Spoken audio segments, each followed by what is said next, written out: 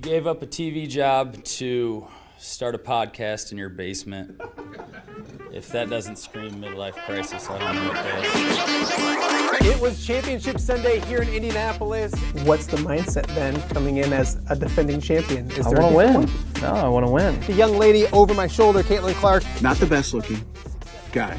And I don't think anyone's going to sit here and say, Matt Randazzo was really good looking. What has this last month, 2 months, 3 months been like for you? It's an important fan base for the Fighting Illini, is it not? It is. He turned 69 years young last week. He looked good, Coach. Oh, try it. Thank you.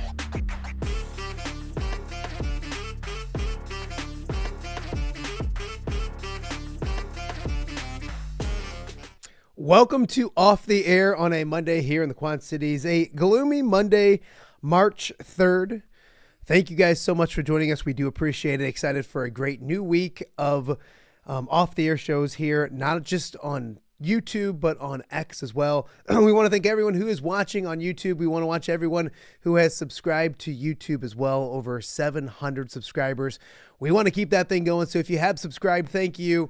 If you have not, please do so. If you have, tell a friend or two or 10 or 20. Help us get this thing up and rolling right here in the Quad Cities. Of course, we are also live on X. X has been very, very good to us. Already over 200 people watching on X, and that is growing as we speak, so we appreciate that. And a good reason to, because we got a great show to get to here on a Monday. Also, before we get to that, if you don't catch the show each and every day, if you want to catch up with the show and you don't want to watch it, you can watch it or listen to it, I should say, on all of the podcast platforms as well. Apple, Spotify, Podbean, all of those podcasting platforms. Please go ahead and check us out on there as well. It was a great week last week. We got a big show today. As you can tell, if you haven't already, I'm battling a cold, which is weird because I haven't gotten a cold all winter. And I feel like yesterday, or I should say last week, the weather finally got nice. And then, of course, comes the cold. But we'll battle through it here as we do each and every day right here on YouTube and on X. Coming up on today's show, we always talk to Pat Angerer on Mondays. Today, we don't just have Pat. We have his partner in crime, the legend, the voice of the Iowa Hawkeyes. Gary Dolphin will be with us in a matter of moments with Pat as well. That will be a lot of fun, so make sure you stick right here. Also, it was a big weekend of high school athletics as well. Congratulations to Sherrard. They are regional champions. Rock Island also winning a regional. Several other schools winning regionals as well. Sterling today, the girls get ready for a trip to the Elite Eight. They play in super sectionals this evening. There's 4 games or 4 teams in Iowa on the ladies' side as well. So a lot going on with high school basketball. We'll continue to update you on that and talk about that this week, including today. We mentioned Sherrard. They win that regional. They got 45 points from senior Rylan Carton. Rylan will be on the show in hour number 2 as well. So we're excited to have that young man joining us to talk about the Tigers. They're 29-3 overall in the season, regional champions, and now they host sectionals. So a lot to get to with Rylan in a little bit. And also, a lot of great stuff happened this weekend. A lot of basketball, NFL Combine, college, high school. The Elimination Chamber was awesome. John Cena is now a bad guy. We're going to talk about the Elimination Chamber at the very end of the show for about 15, 20 minutes with our good friend Don Umland, kind of get everybody caught up on the world of WWE. I know people love it, people hate it. I love it, and it was a fantastic Saturday at the Elimination Chamber, so we'll talk about that as well. We talked about some of the high school basketball over the weekend, some of the college basketball as well. The Iowa men started the weekend off on Friday with another loss. They now need at least one more victory somehow between Michigan State coming up later this week and, of course, Nebraska this weekend in order to get just into the Big Ten tournament. The Iowa women, though, they won against Wisconsin. They are now 20-9 overall.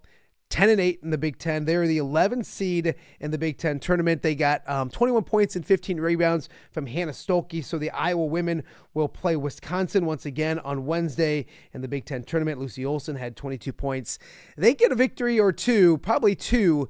They can get up to a 6 seed in the NCAA tournament as well. Who knows? They maybe can win the Big Ten tournament as well. Of course, a lot of great teams in the Big Ten, but the Iowa women playing fantastic basketball. And about a week ago, the sky was falling in Champaign. They were losing against Duke, their worst loss in school history. They couldn't raise a banner up correctly. It was upside down. Really a rough time for Illinois basketball. They got back on track against Iowa on Tuesday night, and then over the weekend, on Sunday, they go to Michigan, and they beat the Wolverines in Ann Arbor by 20 points. A really good victory for Brad Underwood and company. They made 14 three-pointers. Life is easy when you shoot like that. The Illini haven't been able to do that this year. They did on Sunday. They win easily. Was it fool's gold? Can they continue the shooting? Not just the rest of the way. They got one more game against Purdue, but also in the Big Ten tournament and the NCAA tournament as well. So we will see, but a big victory by the Illini. We'll talk more about the Illini tomorrow right here on Off the Air. Also, Iowa State got a big victory against Arizona. So the Cyclones getting back on track as well.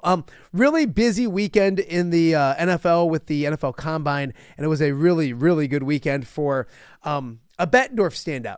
Darian Porter went to Iowa State, made the move to cornerback, cracked the two deeps last year and was awesome for the Cyclones.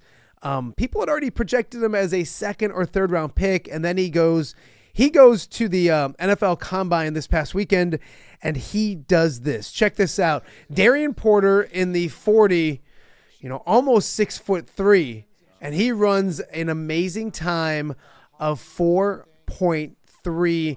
This will make Darian Porter from Bettendorf at least a second-round pick. I can see him actually being a first-round pick, possibly. Some people talking about that as well. So congratulations to Darian Porter. Really impressing at the NFL Combine. Already a almost elite prospect going into the NFL draft. We'll see, and we will hear his name called in April as well. We are efforting. We've chatted with Darian the last couple weeks. We're hoping to get him on the show sometime, maybe this week as well. But congratulations to Darian Porter. Life is good. That's a very, very, very fast time. Maybe not as impressive. Iowa's Caleb Johnson ran the 40. And he was 4.56. So not exactly a fast time for Caleb Johnson, but I don't think you look at Caleb Johnson as like a Jahmyr Gibbs or a fast running back. You look at him kind of in the mold of I always keep things Lions as a Derek Montgomery, a bruising back, a patient back as well. But we'll see what he can do on his 40 time. He'll have it again at his Iowa Pro Day in Iowa City coming up in a few weeks. So we'll see if he can improve on that as well. Well, we always talk about it on Mondays. It's always Angerer here on OTA. And that's exactly where we start this morning. And Pat joins us now on a Monday. And Pat, I've been kind of getting bored with you. And so I decided to make a phone call, and without further ado, the better half of the radio duo for the Iowa football program, the legendary Gary Dolphin, joins us right now. Dolph, you look great. How you been? I appreciate you doing this. I'm doing good, Matt. It took me a month or so to accept your phone call. That's why we were a little bit delayed, but because anybody who associated with my sidekick, it's got a little bit of a screw loose, but that's okay. That's what makes the world go around. I'm doing fine. My voice, I think, can last a few more games through what has been a basketball season of ups and downs. And you know what, if you sign up for this job long enough, you're going to have years like this. Everybody wants to go to the tournament every year. Everybody wants to go 30-2, but it's never in the cards. And the Hawks are fighting. We're a little shorthanded in hoops right now without Owen Freeman. We're more than a little shorthanded, I should say. But we're down 2 or 3 players, and, this time of year everybody's hurting. But it is what it is, and I know Coach McCaffrey will circle the wagons and get things back on straight order. But no, it's on balance, it's been a great school year. Still plenty of hoops left, and wrestling's got a couple big meets yet to come. So it's always a stretch this time of year to the older I get to last to the end of March. But I'm certainly up for it. Victories go a long way in carrying you. Yeah, make you feel better.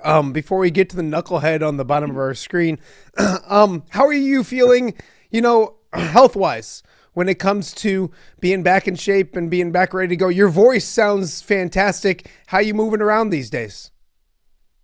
I'm moving around a little bit limited. I tore my left quadricep muscle here about a month ago, a little less than a month ago. Had surgery about 3 weeks ago, so that's giving me some pause. And I'm my own worst enemy, or most of us are in this business, where it's a simple matter of me multitasking while I'm going down the steps of my office and miss the last 3 steps, and that'll get your attention real quick. I just got to remember I'm 73, not 33, and that's hard for me to do. I'm trying to keep up with Anger. I'm trying to keep up with Bobby Hansen, 2 superstars, but it was a setback physically for me. But I'm a lot better now than I was 3 weeks ago. Let's put it that way. So what I heard from that, and Pat, you can confirm, but Pat pushed you down the stairs. That's what I heard. Anger shoved you and pushed you down the stairs. I didn't get a good look at him or her. It might have been my wife, but I hope I got Anger on my side. But in any event, because you don't want to hear Pat doing play-by-play. I can promise you that. I don't want to hear him doing color, more or less play-by-play. When we had the job interview, he didn't pass that test. He was outstanding on the analyst side. No, it's it's one of those things. Most of the accidents, they say, occur in the home, and I can remember talking to my orthopedic surgeon before the surgery. I said, how dumb can I be? Tearing one 8 years ago, a week before the Pinstripe Bowl. I said, how can one guy tear both quadriceps? And he says, you'd be surprised at how many people I see in here after they've slipped on black ice that have stumbled down the stairs. And it gives everybody, especially me, pause for concern. So, the older you get, the world's not spinning any faster. So just slow down. They're not going to start the game without you. Just take your time and take it one step at a time. So that's what I'm doing now. Well, we're going to talk basketball with you in just a little bit, but I want to start with your partner in crime now. And when this job opens up, Pat Angerer can't be the first name that pops into your head. When was the first time you heard Pat associated with this job, and what were your thoughts when that name pops in your head? Or was it the first name that popped in your head? God bless you. There was really no name that popped in my head. Obviously, when it became available and we reached out to 10 guys, or 10 people, I shouldn't say male alone, but number one, the criteria had to be a former Hawkeye, which is a no-brainer.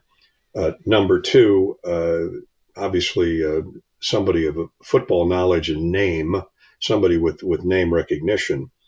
And number three, the criteria that I threw in there, and keep in mind, I was one of 4, I think, maybe 5 votes. I can't remember. There were several from the university and several from Learfield, our Hawkeye Radio Network, Hawkeye Sports Properties folks, that were voting on this. But obviously, I was taking the lead. And I suggested that Phil Parker, Norm Parker before him, our defense has been so doggone good for so many years, quarter of a century, that maybe it's time we look toward a defensive figurehead. That didn't mean it had to be somebody on the defensive side. Podolak, came from a great offense, a great special teams player. So we had those 2 bases covered. So maybe we ought to look at somebody on the defensive side of the football. And once we at least opened the door to that, okay, now who's available? Iowa, Matt, as you know, is unique. Iowa City, our season ticket base drives from all over the state every Saturday to Kinnick Stadium. And so it's important that whoever it is close to Iowa City, either in Iowa City or close to Iowa City. and is somewhat involved in the game day to day, where they follow the program, either they attend games.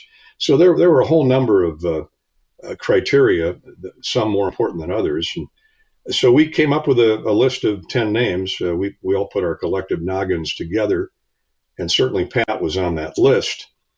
And the agenda then said, okay, we got to make sure they're interested, because guys Pat's age or younger typically have young families. And so we reached out to probably 4 or 5 defensive players, 4 or 5 offensive players who doubled as special teams superstars. And right away, as predicted, we had 3 or 4 minimum, maybe 4 or 5 say, gee whiz, you know what, my son's a freshman in high school. My daughter's on the volleyball team. I live in Minneapolis. I live in St. Louis. It's just too far a drive. So we eliminated the people that would have been great candidates, eliminated those fairly quick. And we ended up with 4 or 5 leftovers, 4 or 5 really good leftovers. Pat Angerer was one of them. And once we gauged Pat's interest, of course, he's in the Quad Cities. He's close enough. He comes to the games. He does have a young family, but he and his wife were able to work around that. I'm interested. From there, we interviewed, I think it was 4 in person. We had 4 face-to-face interviews and then did a simulated broadcast. And, I'm a big personality guy. Certainly it's important that they're able to explain X's and O's. It doesn't have to be the in-depth, in the huddle type explanation play to play, because our audience runs from third grade mentality to Phi Beta Kappa. And they all know football at a different level, but they know the game. And so we need somebody who can, regardless of how they explain it, that the youngster to the senior citizen can understand what they're saying, or at least visualize what they're saying. And so Pat pretty quickly bubbled over to the forefront. We had a couple great defensive candidates. We had a couple great offensive and special team candidates. And in the end, clearly it was a tough decision. But in the end, Pat came out head and shoulders above the rest. That doesn't mean that he was going to accept the position, but if he didn't, we certainly had 2 or 3 other guys that we could fall back on. But happily, Pat said, "Hey, I'm in. Let's give it a go." Yeah, no, he was begging to do it. Let's be honest, Pat. Kind of talk about your side of things, because we chatted, and when it became a possibility, I hadn't seen you this happy in, well, long time. So probably since your playing days. How excited were you? And kind of talk about your side of the things. Yeah, I mean, obviously they picked the best looking dude, and Dolph isn't going to say it, but it's true.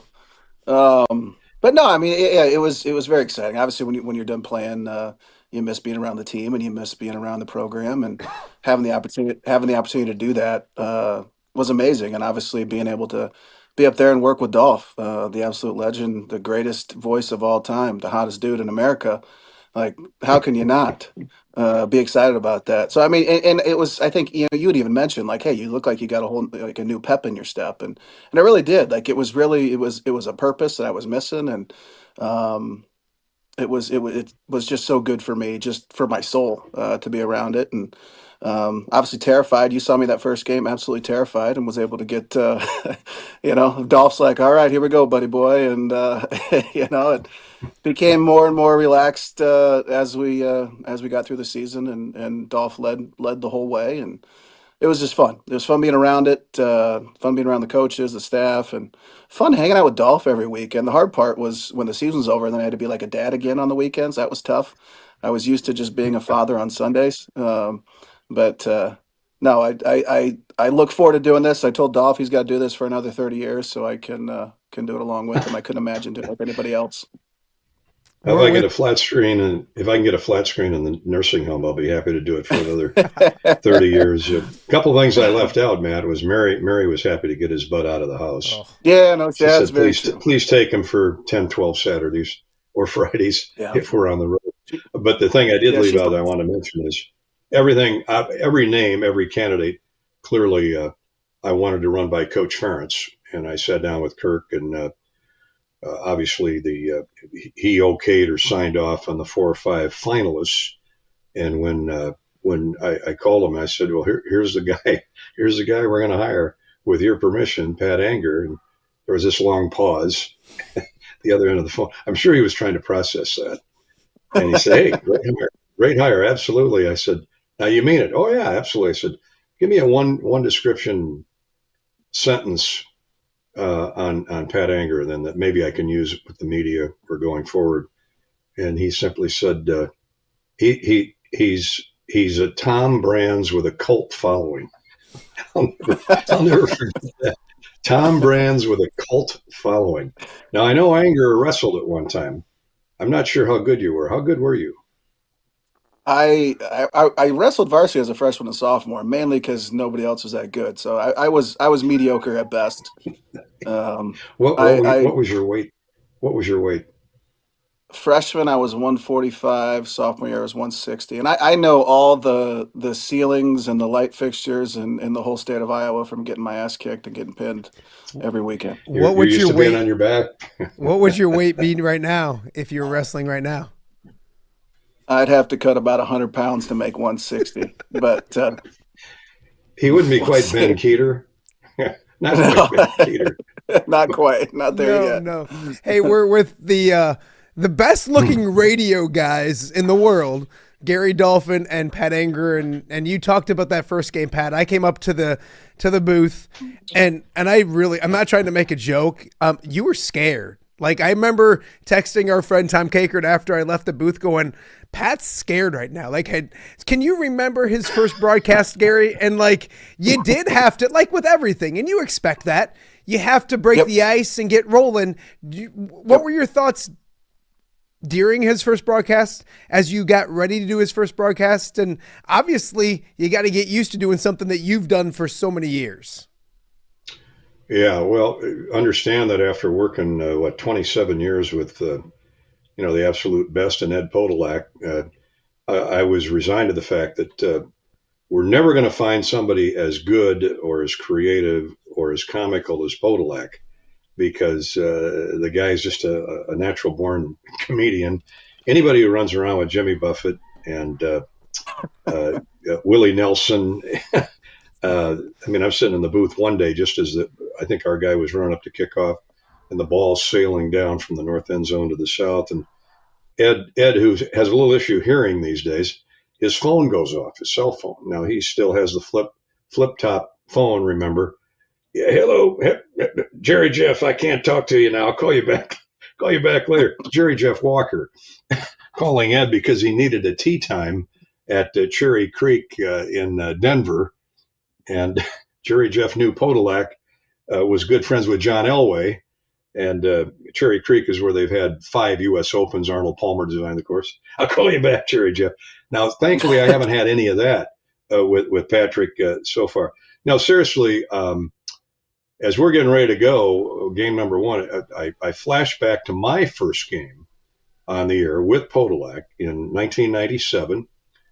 Tim Dwight was our punt and kick returner extraordinaire. Iowa had a tremendously gifted team that year, one that led number 1 Michigan at halftime in Ann Arbor, thanks to Tim Dwight. But that's the kind of drama and atmosphere. And we also had Tavian Banks at tailback, and there's a reason I bring that up, the former Bettendorf great.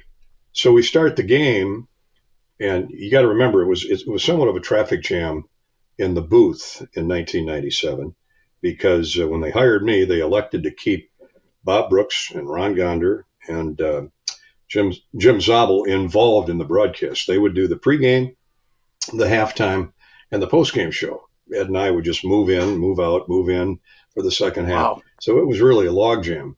So by the time I could get the headsets off of Zabel's head and on mine for the start of the game, it was a madhouse. And we had the Des Moines Register, we had the Cedar Rapids Gazette, we had the Quad City Times. They were all in there wanting to hear the start. Because remember, I had to replace 3 legends. PA's replacing 1. So it was a little bit more hectic. So what happens, we're playing Northern Iowa, you and I, first play from Dwight runs the opening kick out to the 44-yard line of Iowa. And on the first snap, I think it was I can't remember the quarterback. It was Matt from St. Angerer. I'm trying to remember Matt. He's a great guy, good quarterback. I think Matt he turns Sherman. and hands the Matt Sherman, General Sherman. How could I There we forget go. that? He turns and hands the ball off to Banks, and our left guard and tackle, our guard does a slant in, tackle does a kick out, and there's the hole the size of my SUV for Tavian to run through, and he heads for the far sideline and goes 66 yards on the first play from scrimmage, first play in my broadcast career at Kinnick Stadium. And so now I'm flabbergasted because I know it's going to be a touchdown. He runs right by the secondary. And all I can think of when he gets to the goal line, you can put it in the banks, touchdown Iowa. And that was how I started my career. Oh, wow. Yeah. And so we, who the heck were we playing on opening day, Pat? I can't even remember that far back. We play on Labor Day. Illinois State. It was August 31st. Yeah, Illinois State. So it wasn't quite that dramatic at the start, but we had several weeks to let the public know about Pat Angerer. Most people knew about him, of course, from his playing days, and we embellished that as much as we could. But I thought he was terrific, and you're right. I said, okay, here we go. And what I tried to emphasize to Pat, and I think he bought into it, is, look, we're just painting a picture here. We don't need any notes. We don't need scripts. We don't need numbers. They'll be feeding us that all day long. I want you to just describe what you see. Don't take 30, 40 seconds. Take 10 or 15. Get it back to me. Well, he took that to heart for sure, because it was like a 4-word answer for the first quarter, and they'd throw it back to me. And at the quarter break, I said, what are you doing? He said, well, I'm just making sure I don't step on you. I want to get it. I said, step on me. They're here to hear you as well. They're here to listen to you. So I'm telling them what happens. You tell them why it happened. And I think after the first really couple series, Pat, unless you disagree, I thought we had a really good flow. Obviously, Iowa was heavily favored. And it's fun when you're ahead or way ahead, because then you can open up your book of ad libs, as Bob Brooks used to call it, and have some fun with it. Because and Matt, the other component there is, and I didn't emphasize this with Pat, he doesn't need to know this, but Iowa is such a great radio state because it's based on agriculture. There's 70,000 people in Kinnick Stadium, and they've come from all over the Midwest. I mean, it is a cult Saturday afternoon at Kinnick Stadium whenever there's a home football game. But we still have thousands upon thousands of farmers getting ready for that fall harvest. Millions of people in their driveway washing their car on a Saturday, or driving up and down I-80, I-380, I-29, I-35, pick an interstate, and they've got their Hawkeyes on the radio. So it's a mix master, a hodgepodge of wonderful AM radio on a Saturday afternoon. Nothing against FM radio. We have plenty of FM affiliates too, but that's what I grew up listening to, and so I've tried to bring a lot of that out on Saturday, is to have fun, not operate off a script. And obviously, when you have a former great Hawk in the booth with you, it becomes pretty easy. When did you get comfortable, Pat? When was it? Was it halftime? Was it, or are you comfortable yet? I should ask that. But when did you feel like you got comfortable? I mean, really, I'd say probably the second game I felt comfortable, because there was no really rehearsal or anything like that. I didn't know how any of it worked. I really didn't. And Corey tried to help out and tell me stuff, and and Dolph did as well too. But you don't know what you don't know, and until you get in there. So getting that first game through it, I think really made me feel a little bit more comfortable. And then too, I felt like the first game I was kind of more of a fan, like did it from a fan perspective. And then second game and on kind of became more of an analyst. But it was definitely a learning process for me. There were definitely every game there were things that I learned, and Dolph was super gracious in helping me out, and Corey as well too. And you got to give it to Swish as well. We can't not mention old John Swisher, the legend. Our boy Swish. Yeah, we got a great engineer producer. Corey Sheets, our director of broadcast ops, he keeps us going in the right direction, because we got a bunch of wonderful commercial sponsorships. We need to give them their due, and I'm keen on that, whether it's a 10-second reader that Swish is handing me or Corey is reminding me of. And And then we've got John Swisher is our stat man and our spotter, and so he's been terrific at that. But when the lights come on, it's the play-by-play guy and the analyst, and everybody else just makes sure they stay out of the way. And when we get to a pause, if there's something we need to discuss, we do that during a commercial timeout. But no, I thought Pat was very comfortable, really, at the end of by the end of game one, because game two was Iowa State, and you're not going to be comfortable in that atmosphere. Yeah. You're going to be excited. You're going to be dry-throated. And as that game turned out, you got to learn how to handle defeats, kind of like when you're a player. And it's not easy. Yep. And I can remember in our post-game show after the young lad from the Cyclones kicked the game-winning field goal to end it, Pat said, Dolph, right now I'm really sad, really sad. And I thought that was classic for a former player because he's lived that series, that rivalry. But by the end of the post game, he says, you know what I said earlier, I'm really sad. I'm really angry right now, really angry. and he said it subtly and soft-spoken, knowing that going forward, he had learned a lot. Lopsided win on week one, Iowa State with a headset on week two. I thought he did very good, not throwing several expletives or profanities out there at his brethren from Ames. Not that he would ever do that. No. But in any event, we kind of built from there.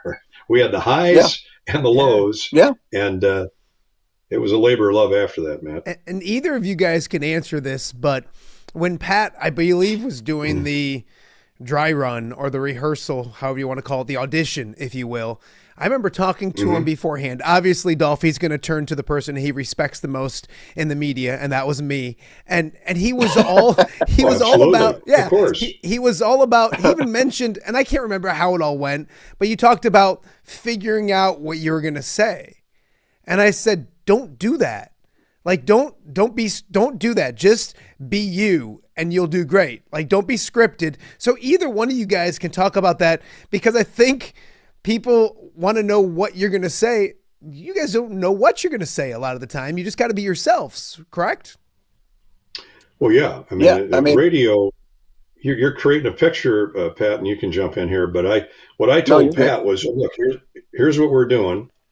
We're doing the fourth quarter of Michigan State last year. And when I told him that, Corey, our producer, engineer, director of broadcast ops, picked that game. I had nothing to do with it. And I said, I got the script here. I know Cooper DeJean had a punt return for a touchdown. And I said, I am not going to go back and look at it because I want to see it real time, because that's what you're doing. You're looking at the game real time. A night game, close game. I had forgotten it was the first game for the Michigan State interim coach. They had let the head coach go. So there was a lot of drama on the Michigan State sideline. It's a game Iowa needed to win badly. And we had, I don't know, Pat, it was the fourth quarter, and maybe 14, 15, 16 plays total from both sides, couple possessions for each team. And then Cooper returns the punt for the touchdown. And so it was, to me, it was live as we were seeing it, just like it was the year previous. But what Pat did a great job on was, A, describing what he saw, B, getting it back to me in good timing, good fashion. And that's what it's about every Saturday. Yeah, I think, for me, and you're spot on that. But I feel like the Iowa fans, they're intelligent enough to know that if you're faking it, if you're scripted, they're going to see right through it. And I'm glad Matt gave me that advice, because the last thing I want to do was be something that I'm not, and then have to act like that all year. It was great. And I'm glad that happened, because, the Iowa fans would have completely picked that apart. Like, this is phony, and rightfully so. And it's great that, you guys, Learfield, everybody's kind of allowed me to be myself. And it's a really fun group, man. We've got a good crew. I miss our Friday night dinners, and those are good times. Right, be honest, boys. Does Corey Sheets get money every time you guys say his name? because you're name dropping him left and right. Like, is he get a cut? Is that a thing? You guys got to be honest. Corey runs the show. Corey gets us from point A to point B. We're without Corey, we're screwed. I'd hate to think where we'd be without Corey. I mean, it's no different than running your TV credits at the end of your newscast when you're on every night, Matt. We want to know who the director is, the producer. So when they screen roll it, it's no different there. We're just verbalizing our credits versus putting them up on a screen somewhere. But now, as I've told Pat oftentimes, and you would echo that, I'm sure, Matt, is where would we be without the guy punching the buttons or keeping everything on script? We'd be dead in the water. So I want to mention the people that take care of us. That's only fair, and we only do it at the end of the game. I might mention it during the game back with Pat Angerer and Corey Sheets and John Swisher, and then we move on. So it is a family, and it's a team, and hopefully that. And to your point, Matt, originally, you don't want to come across as scripted. You don't want to be trying to prepare in advance. Other than our longer than ever 2-hour pregame show, we do need to pre-script that just to get everything in. But that's tailgate entertainment. Those are great features. My favorite part of the game, my favorite part of the day is once I can take a script that's that thick, set it aside. Once the game starts, you have no idea where it's going. And Pat knows this. I tell journalism students this all the time. Every day when I walk into the booth, or every Saturday or every Thursday night for Michigan State, I walk into sit down with that much of material or numbers or facts and figures that I can use, and I probably use 10% of it, maybe. And the response I get is, "Oh man, isn't that frustrating?" I go, "No, because I know I'm prepared for the non-game portion of the evening, which is nice. But once the game starts, that's when I'm in my element. Then if I'm stumbling around and it's back and forth and I can't keep up, that's part of the drama of play-by-play or color. Catch up, get with it. Come on, let's go. So far, so good." I love it. It is Gary Dolphin and Pat Angerer joining us on Off the Air on a Monday here in the Quad Cities. Talk about your relationship, because it genuinely seems like you guys really like each other, and you're very similar. I don't know if that's an insult to Gary or not, but talk about the relationship, because everybody hears you guys on Saturdays, but you can genuinely tell y'all like each other, and that's pretty important, isn't it, Dolph?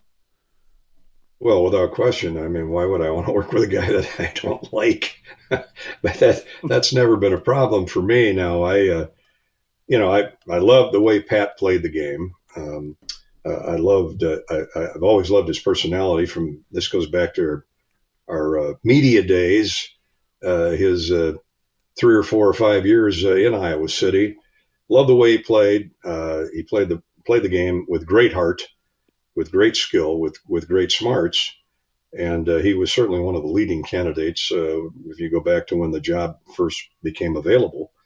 But socially, I never hung out with him that much, but I'd bump into him every now and then at a tailgater or downtown or out in Coralville. And so I've always loved the way he carried life, on his elbow. And, he's a blue collar guy. I met his folks when he was like a freshman, a sophomore in college.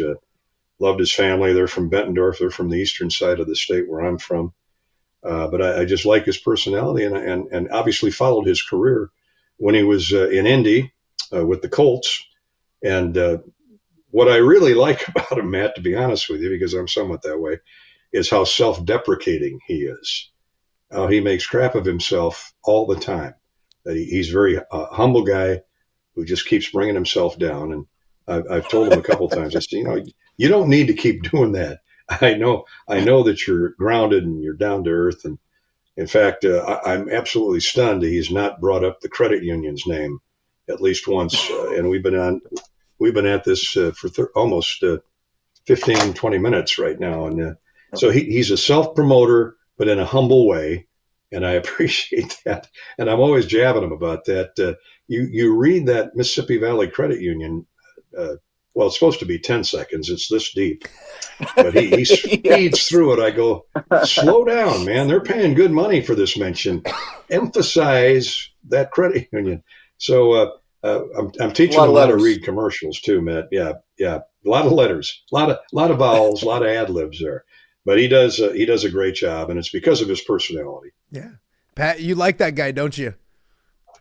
Oh, dude, he's the best. And you know, like I'd mentioned before, he's got every attribute of every great leader I've ever been a part of in my life. And, you know, right away you realize that he loves Iowa football just as much as I do. And for a guy to do that, and he's so committed, he's such a good representative for the university and for Iowa football. And, dude, I'd die for you, Gary. You know that, man. I'd always have your back, and it's so much fun to be around you every weekend, man. It's great. All right, enough fun stuff. What annoys you about Pat, Gary? Dazzle, you remember these relationships before you got fired at WQAD. You probably had some of those, didn't you? Will you stop with the guy? Well, it was funny because Gary was talking about all the people behind the scenes that did all the work, and I'm sitting here in my head going, I did everything. It was all about me, Gary. What are you talking about other people? I'm the show, baby. No. Is there? There's got to be something about Pat that just like what are you trying to start? No, that what may include John Cena? That may include like John Cena trying to like threatening to kiss you or whatever. Like those kind of things had to get a little annoying, didn't they? Well, no, I mean, I got a little excited when he said, I'm going to kiss you on the lips that first time. But I said, well, let's draw the line there, dude. Let's not go that far. But it was I think it was early on in the Iowa State game when we took the lead right away. And Pat was experiencing, you know, what crowd noise is from 8 stories up, and it just flows up at crescendos. And there's nothing like Kinnick Stadium, let alone Kinnick Stadium in a night game. And we reached darkness that night. But no, I you know, what annoys me about him? I've never been asked that, Matt. What annoys me about him? I got a list. This is like marriage counseling here. You can't do this. Yeah. I was a little concerned when I look over one time, it was this opening day, and I see him putting a little gummy in there, a little chew in there in the lower lip. And we get to the commercial break, and I think I said, look, I got no issues with that. It's kind of like lighting up a cigarette back in the day. But I said, I hope when you get excited and start blurting out some soliloquies over a touchdown, you're not spitting that juice in my face. And he said, no, don't worry about that. You probably get the whole thing right in your mouth or right in your nose. So I remember that. But he handled that with grace even all season long, Matt. So I don't really have any complaints about Pat. You know, we don't sit down over a beverage after every game and analyze the broadcast. I mean, it's out there on YouTube for everybody to scrutinize. If it's and you know, I used to listen to every broadcast. I haven't listened to a complete broadcast in probably 15 years. And if I do, it's somebody's called me, hey, you did this or you did that wrong. It's usually something wrong. Or if somebody is excited about a play, a mom and a dad of one of the players wants a copy of that version, we always find it and get it to them. But no, you know what, like I said, I understand.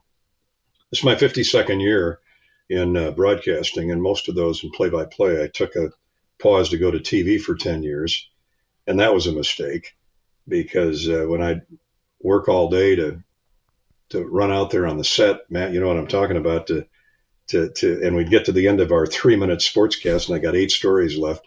That was really frustrating. And I work with guys like Swales and some great broadcasters.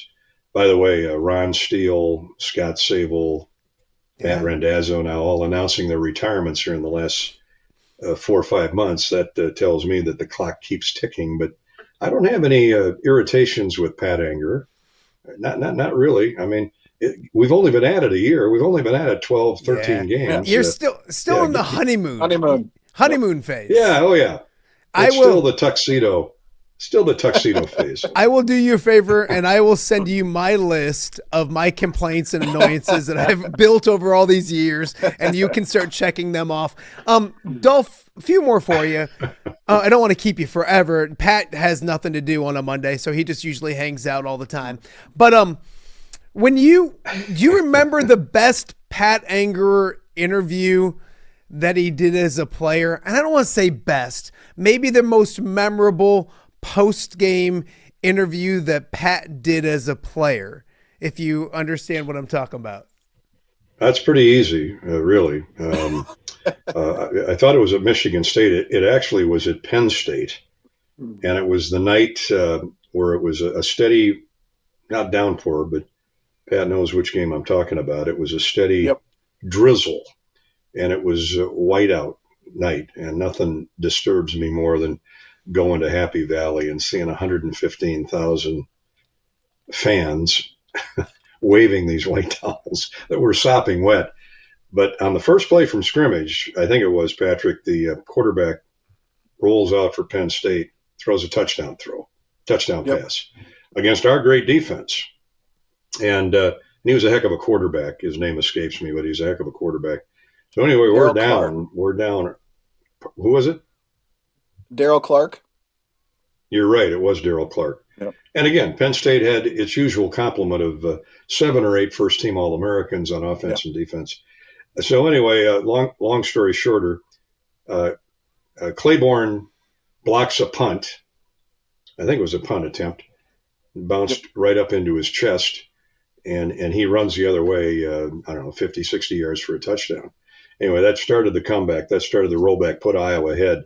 I think the Hawks won by 9 or 10 points that night. And there's nothing more satisfying than watching 115,000 people traipse their way out of that erector set that they call Beaver Stadium with their heads down and these sopping towels over their shoulder. And so Angerer had 28 tackles that night and, killed 6 ball carriers and 3 tight ends. And so we got to have Pat on the postgame show as our star of the game. And we're dancing through the interview. Pat Angerer, thanks so much. That John Deere postgame interview brought to you by. And, that was, what was that, 2000? That was that great Orange Bowl year, wasn't it, as I remember that? 2009. 2009? Yep.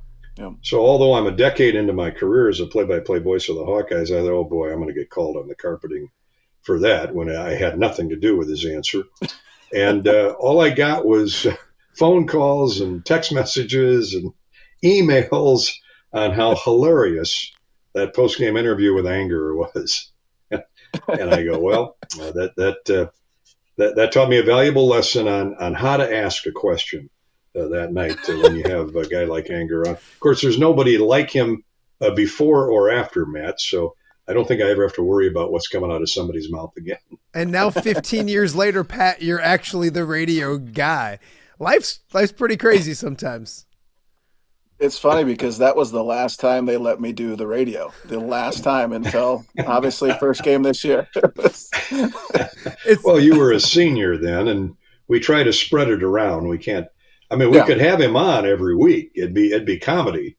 But we needed to get Claiborne on once in a while. Ricky Stanzi. Yeah, he's pretty good. AJ Eads was always upset we didn't have him on enough. You go, hey, you have that other. Well, he talks too damn much. What about? He's a romantic. You're not. He's got a face for radio, that's for sure. Oh, very true. Oh, man. Look at him now. Oh, Smeeds. Yeah, jeez. Dolph, you mentioned 52 years doing this kind of stuff. Mm-hmm. And I don't know, so I don't want to put words in your mouth, but from a listener's opinion, and what I would do, because I'm unemployed, is I would sit in my basement and I'd watch the game and I'd put the YouTube and I'd match them up. So my wife's lucky enough to buy me a couple TVs. I got 1 or 2. And so I'd match it up so that I'd listen to you guys. A lot of people do that, which is awesome. And you just, to me, and not that you weren't already, but the youngster almost put a little re-energy in you this year. Is that a safe assessment, or is that just me overthinking things a little bit? No, I think you're spot on. I mean, it's I watched Podolak play in college. He was one of the most phenomenal, versatile athletes ever. And then I watched him in the pros. I watched him win a Super Bowl with the Chiefs. And although he is my elder by 3 or 4 years, a guy like Pat Angerer gives you a breath of fresh air in the booth. It's a change of pace. Not that Podolak did anything wrong. It was just time to retire. It'll be my turn in a few years. Who knows when that might be? But one of the great stories about Ed Podolak, and there's 100 of them out there, is that he held the single game rushing record in the Big Ten for 1 week. It had stood for 35 years, and he had it for 1 week, 285 yards against Northwestern. Think about that, rushing for 285 in one game. And then the next week, Michigan's Ron Johnson rushed for over 300. And so there's a great trivia question there. Whose record did Ed Podolak break? You guys want to take a guess? Pat, I'll let you for go. 35 years. This was in the mid-1960s, so you got to go back to the Galloping Ghost. Oh, yeah. The Great Red Range from Illinois. Oh, wow. Had the previous. Yeah. And then a few years later, Tavian Banks, Bettendorf Bulldog, broke Ed's Iowa record when he went, I think he got to 297 or 300, something like that. So records are made to be broken. So that's how I put this in perspective time-wise. But no, absolutely. I've worked with a lot of great analysts, both high school, small college, to present day. And Pat is going to be as good as any of them. He's still in his rookie stage, but he's Rookie of the Year. I gave him that award at the end of the Music City Bowl.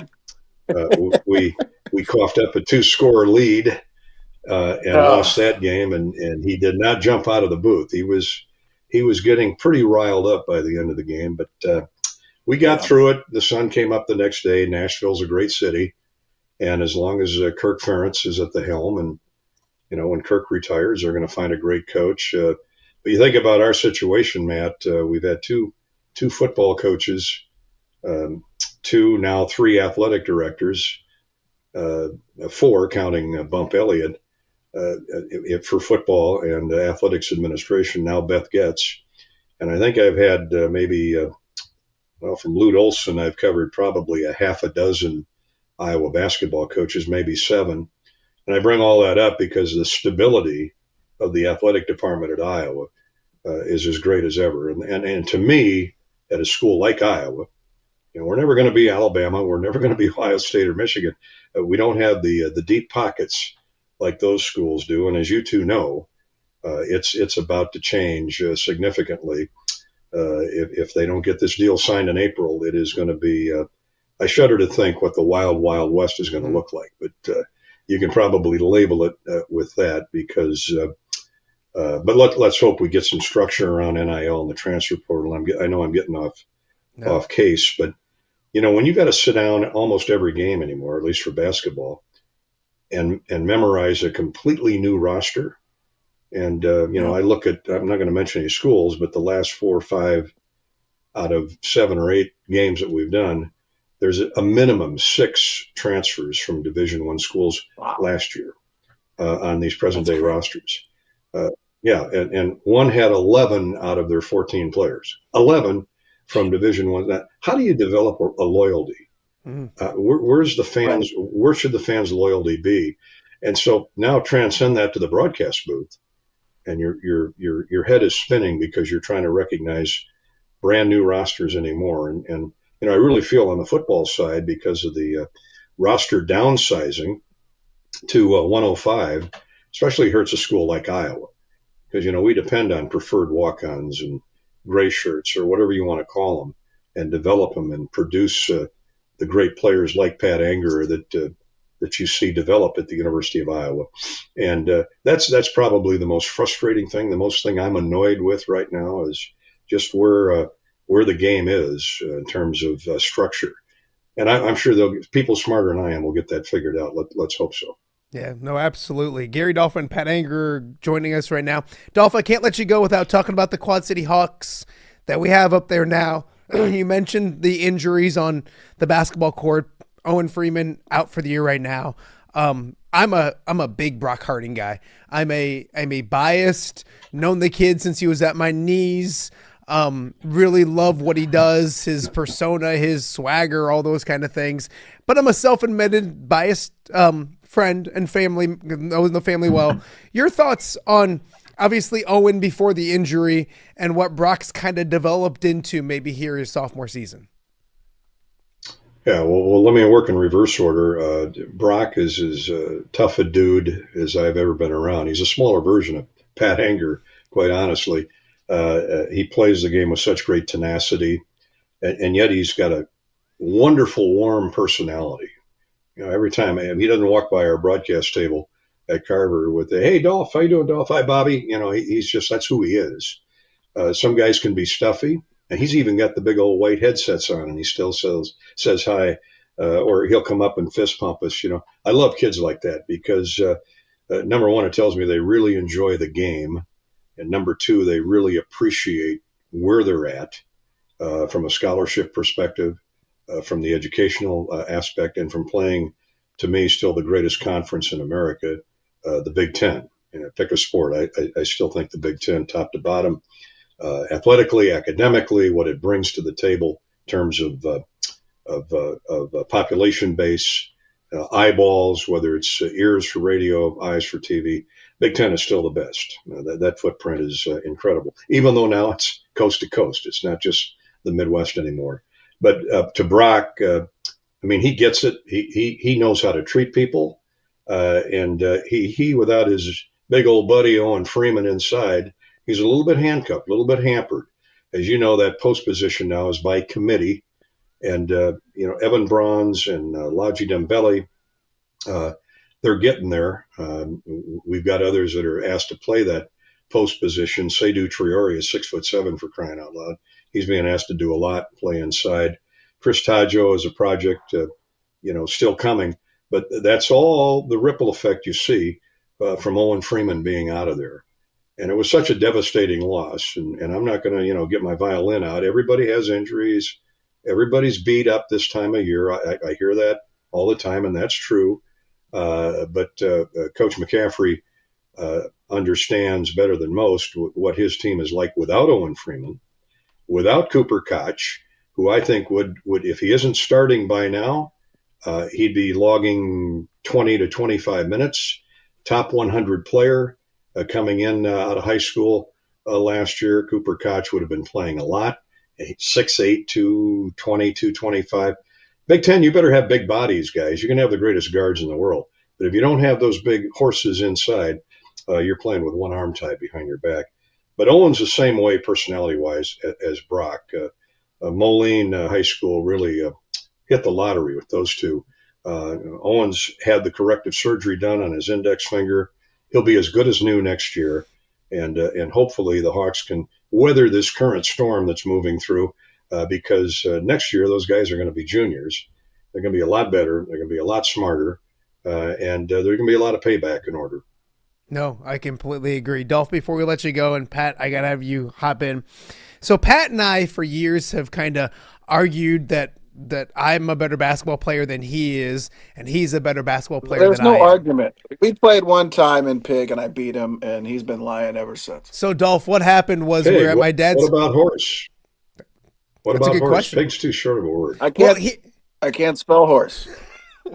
I don't know if it's ID. I don't know what the deal is. That's the 3-letter words. Usually, Dolph, he's good with about 4-letter words, but 5's a lot. 4-letter words he usually nails. But we So couldn't it's do good the that he's at IOWA then. Yeah. IOWA, that's his mantra. That's his MO. Okay. That's his favorite 4-letter word, I swear. So he anyways, we're at my dad's golf outing, and there's a hoop on one of the holes, and we were let's be honest, we were probably overserved at this point. And not by our own accord, somebody had actually overserved us. Not our fault. And we started playing Pig, and we got like a couple letters in, maybe P-I, whatever. We weren't close to being done. Joe Conklin, the response. You had PI. I didn't have any, and then you quit. That's what happened. Anyways, Joe Conklin is very responsible, and he said, fellas, like the fatherly figure that he is, get in the carts, we're backing people up, let's go. So we left. So he's carried on this nonsense that he's a better basketball player. So let's fast forward to today. We're going to play horse, and we're trying to figure out what to bet on. He wants me to shave my head if I lose. What should Pat have to do when he loses to me and horse? He should have to, and I'm stealing this idea from my buddy Scott Sable at Channel 9 in Cedar Rapids. Sable, and you know him well, Matt, and Pat does too, a great guy. He took on I think it was a 4-time state champion wrestler. I think it was from Cedar Rapids Prairie. I'm not sure. This is a few years ago.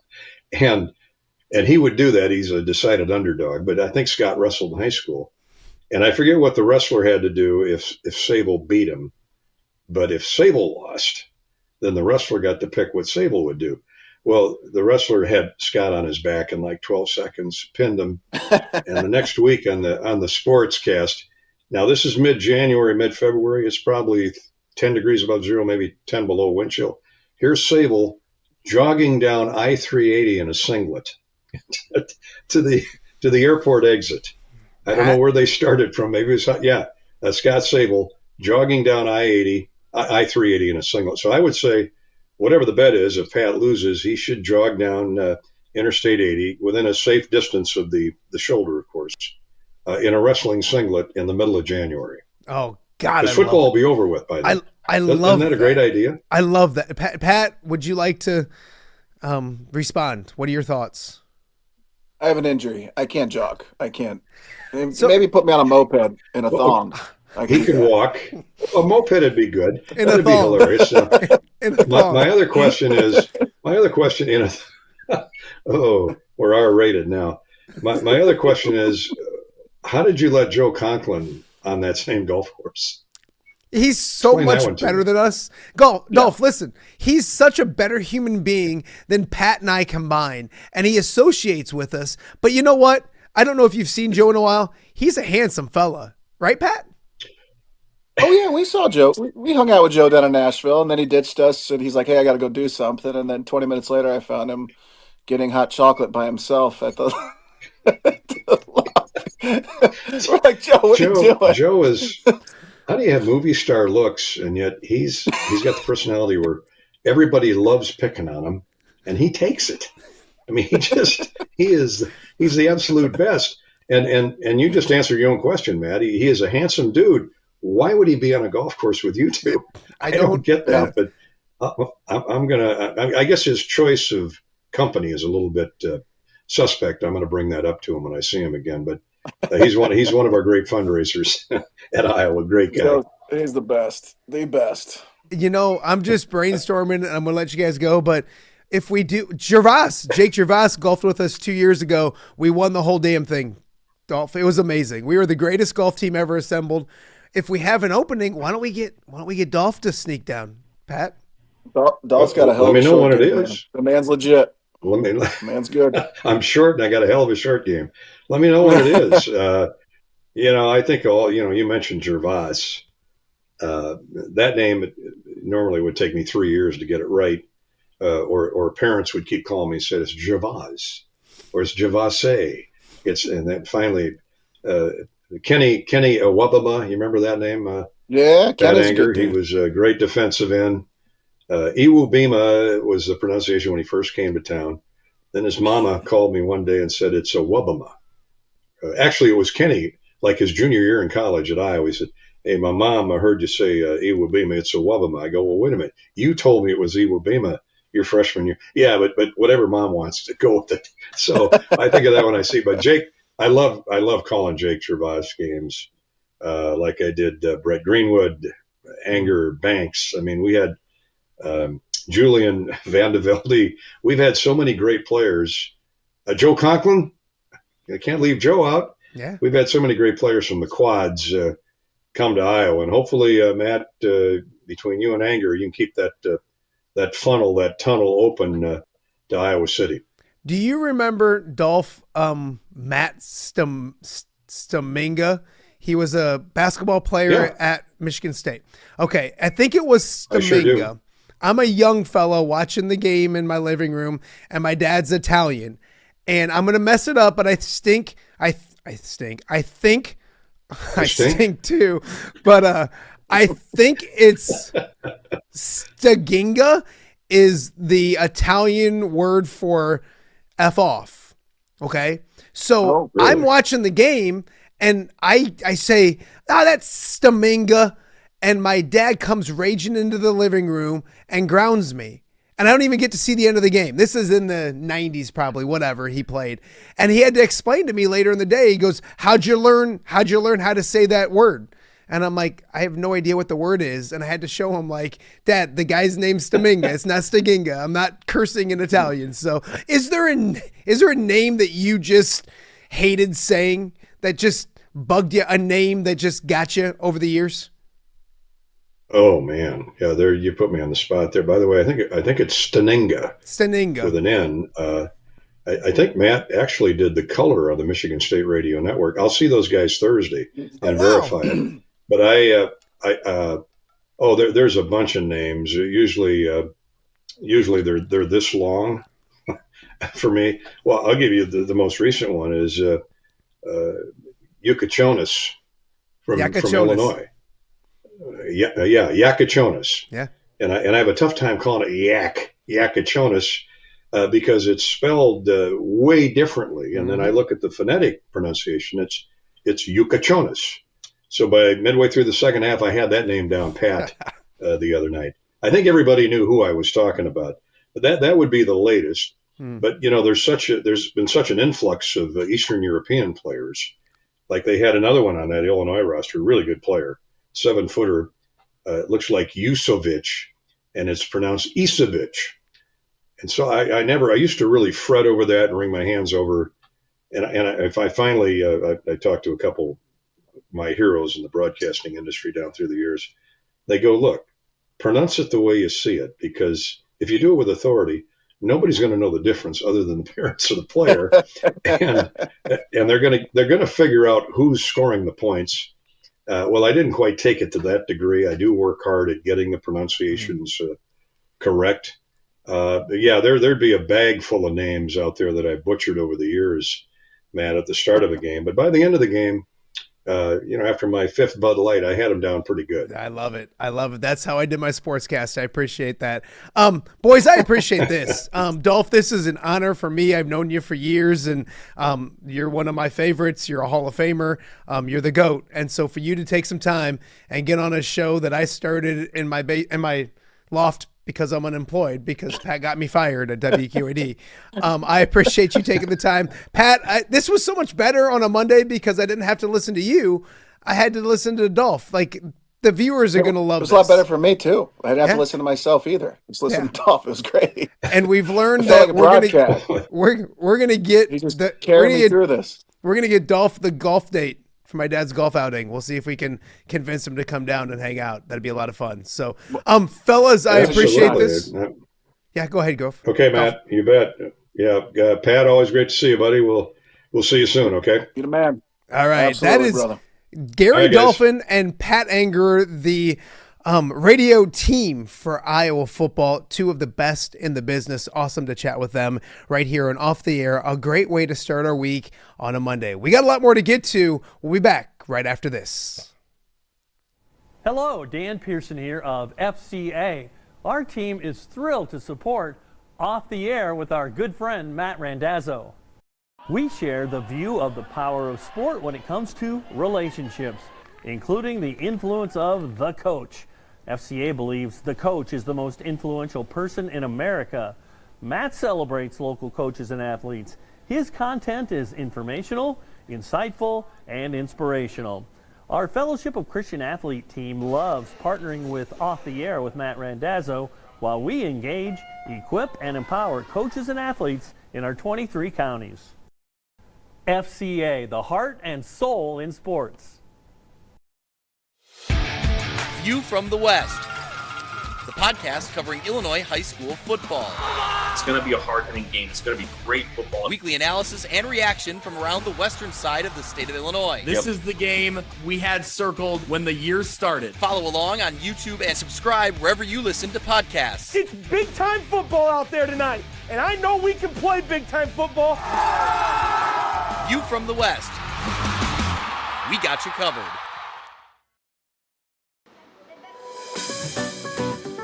Are you looking for the Quad City's best chips and salsa? There's only one dude to turn to. Right on. Snoop. Hand-cut chips, fried fresh with that crunch you've come to love. And the most addicting salsa with delicious fresh ingredients each and every time. Pick up your chips and salsa, queso, enchiladas, and much more at the Stern Center in Rock Island. To place your order, simply call the man himself. It's Snoop at 309-314-8197 and find out for yourself what the rest of the Quad Cities already loves. Welcome back to Off the Air on a Monday right here in the Quad Cities. It was a fun weekend for high school basketball, especially on Friday night. A lot of regional championships on the line and a lot of regional champion winners around the area, including out at Sherrard High School. The Tigers are regional champs. We're joined now by senior standout Rylan Carton. Rylan, first and foremost, thank you so much for doing this. Congratulations on a regional championship. What does that mean when you hear that? I know it's been a couple days, but regional champs has a pretty good ring to it, doesn't it? Oh, for sure. Yeah, I love having that over your name, and not having won that in many years. It feels great to have brought them home for Sherrard. It was a rivalry game on Friday night as well, and I know Orion wasn't quite at full strength and all of that, but it's one of those things when you have Orion and Sherrard. I think there's 7 miles between the two schools. You can throw the records out the window, especially for a regional championship. Great environment. What was Friday night like for you guys? Not just the victory, but the environment. And that's what high school basketball is all about, isn't it? Oh, for sure. I mean, that place was packed. You couldn't find anywhere to sit. Like, half the people were standing. So to have that appreciation, have that everyone come show out, you don't know what could happen. There could be people going on runs and all that. So anything can happen when there's a game like that. Mindset going in, because obviously you're favored, but you know, anything can happen on a Friday night against that team. So what's the mindset going to a decent start and get a lead early had to help? What was the mindset seeing a team you were playing probably for the third time this season, I think? Mm-hmm. I mean, yeah, seeing them for the third time, we knew it was mainly about us. Whatever we do, we had to do with perfection. And so we had to hone in a lot on our defense because we know that they're a very good shooting team. So if we held them points-wise, we knew we had a good chance of winning. So mainly it was our defense and just doing what we do best. Yeah, absolutely. You had yourself an okay night on Friday night. 45 points. That's a school record. When do you realize it's going to be one of those nights? I know, Rylan, this is going to be hard for you to believe, but I've never had a night like that. So when do you start realizing that you're in that zone and it could be a special night on Friday? I mean, just seeing those first couple shots go in, I mean, those first 2 shots going in meant everything. It just brought a lot of momentum, and my teammates found me open plenty of times. So having them create shots for me allowed me to get to those points. Do you, and I mean this in a nice way, are you keeping track of where you're at? And when you get to 20, when you get to 30, when you get to 40 and then 45, when did you start realizing things were going pretty well for yourself on Friday night? I mean, really, as I'm playing, I don't really think about like how many points I have, but I did in the fourth quarter take a peek at the scoreboard and saw I was at 40, and I was just in shock. Like I didn't feel like I was at 40, so when I saw it there, I knew I had to try to beat the record. So yeah. Did you know the record and those kind of things when it was at 40 and you're getting closer to 45 and all that kind of stuff? I had a couple people mention it to me. I think I didn't know the exact number, but I knew it was in the 40 range. So I just tried my best out there and try to get as many and see if I could beat it. We're going to talk about another record that you have in a second, but the end of the game. Mm-hmm. And I know nothing's guaranteed, but it's been a special season for this group to get that regional championship. What was the the final buzzer like, and to be able to celebrate with your guys on something that I know you guys have been working for quite some time to get that regional championship? Oh, I mean, it was the best feeling ever. I think everyone in our starting lineup has been through 2 losses in a regional championship. Past 2 years, we made it there and lost every time. So to finally get over that hump and bring home that regional championship for Sherrard, it meant everything. You have a record of, I think, points in a season this year. What was it about this senior year? You could see it coming and you could see yourself developing, but to make the jump that you have your senior season, what was it? Can you pinpoint a few things that have you playing at the level that you're playing at right now? I think a lot of it was just confidence for me. I mean, these 2 years I played varsity, my confidence grew each year. And so my sophomore year, not getting very many minutes, but just getting more reps at varsity. And then my junior year, having a bigger role. The senior year just brought a lot more confidence into me, and coaches installed a lot more confidence into me and allowed me to play and allowed me to do my own thing, which allowed me to score that many points and have team success. Can you see your game developing, and how has it developed? You mentioned sophomore season and playing a few varsity games, and now the season you're having now, how has your game progressed, expanded over the last couple of years? I think a lot of it is just being like a dual threat player. I mean, like during my junior year, I didn't really shoot much. It was more so in the paint because I was kind of like a bigger, taller guy. So a lot of it was just in the paint. But to extend my like range and extend my play out, I would just spacing and getting opportunities to score. What has this season been like in Sherrard? I know I'm close to Sherrard. I'm over here in Milan, so I hear the buzz. I'm friends with your head coach, Alex Johnson, a fantastic head coach, by the way. When did you guys know that this was going to be and correct me if I'm wrong, 29-3? The number of wins is getting so high, I'm not great with math, but 29-3 school record. When did you guys know? Did you know before the season, or was there a point in the season that you guys realized that this was for real and that you guys could accomplish those goals that maybe you fell a little short of the last couple of years? I mean, I feel like we mainly realized it during summer ball. I mean, we put so much work during the summer, and having so much success during the summer just like installed this like confidence in our team. And so we went out and started the season thinking that we were gonna win a regional championship or just make it as far as we can. So a lot of it started in the summer with development and just getting that winning installed into us. When you have that type of mentality, it's good to see the payoff. I know when I maybe first realized was the first Rock Ridge victory, and I was like, wow, like that hasn't happened in a while. I know the rivalry. I understand it very well. My wife's a Rock Ridge girl, so I understand it all. And then to have it happen a second time, for you guys to go to their place and win there, I get the mindset over the summer, but to see the payoff, to see the results, that had to be big and help with confidence as well.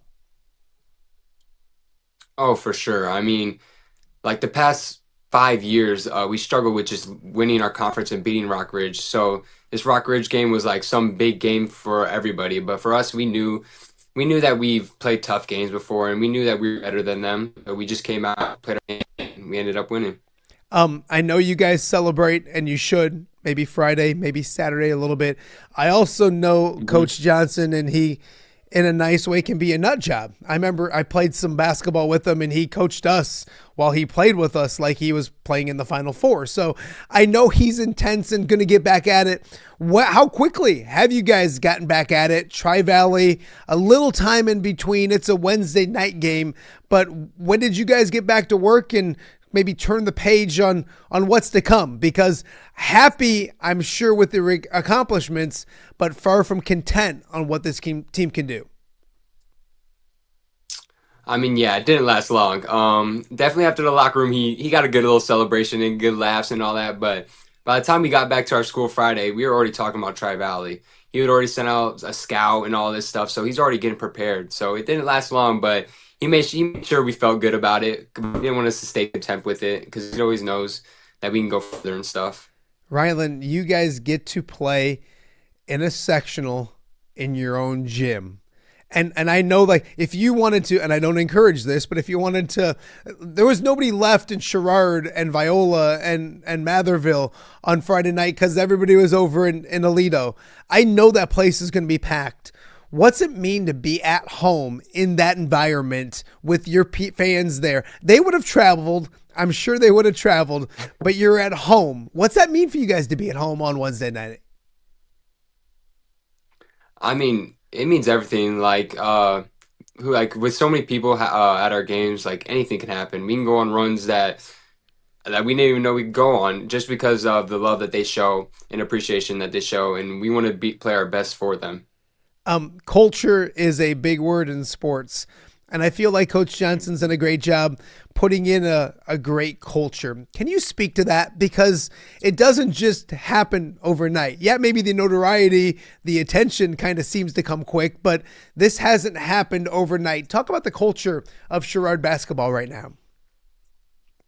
I mean, yeah, like you said, Coach Johnson is great with culture. I mean, during the summer, we've had so many youth camps. We had youth camps at a park one time because the gyms were full. It's just installing that winning and that culture into these young kids, just show everything. And then they come out to every game with their family and stuff. So it's just awesome to have a coach like that has so much pride in their culture. Rylan Carton from Sherrard joining us right now on Off the Air. You mentioned Coach Johnson got that scout out.